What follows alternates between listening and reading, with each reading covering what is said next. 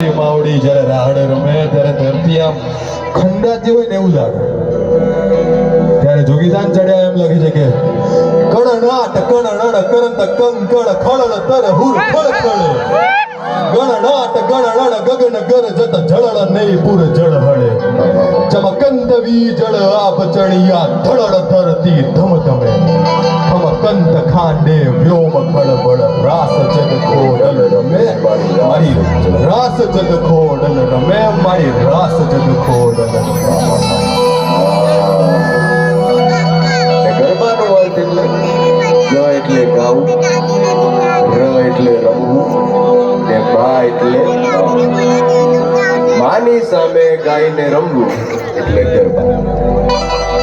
પણ કવિ કાગબાપુ એમ કહે છે કે મોઢે બોલું માન મને હાચે નાનપ સાંભળે ને પછી મોટપની બધી મજા મને કડવી લાગે કાગડા, મને કડવી લાગે કાગડા, મને કડવી લાગે કાગડા. ને માડીનું રૂપનું જો વર્ણન કરીએ તો એમ કહેવાય કે વિષ બુજાળી ખડગ ધારી રાતલડી રૂડી ચુંદડી વાળી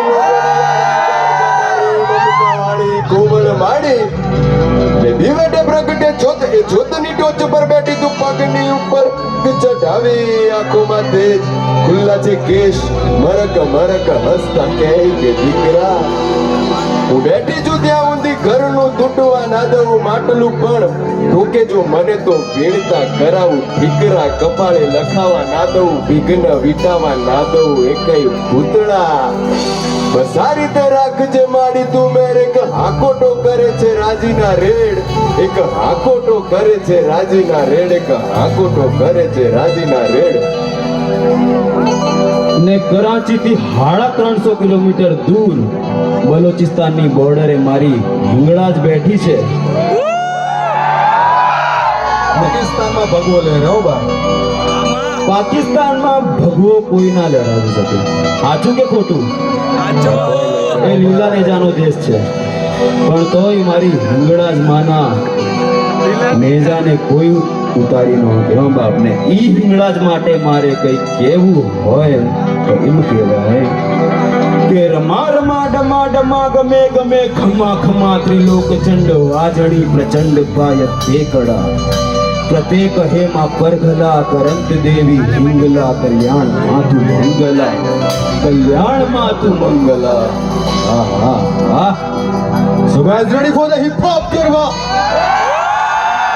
Music 2024 hip hop ગરબા 2024. નવરાત્રીના તમને જાજા વધામણા હો બા. શુભ નવરાત્રી બધાને.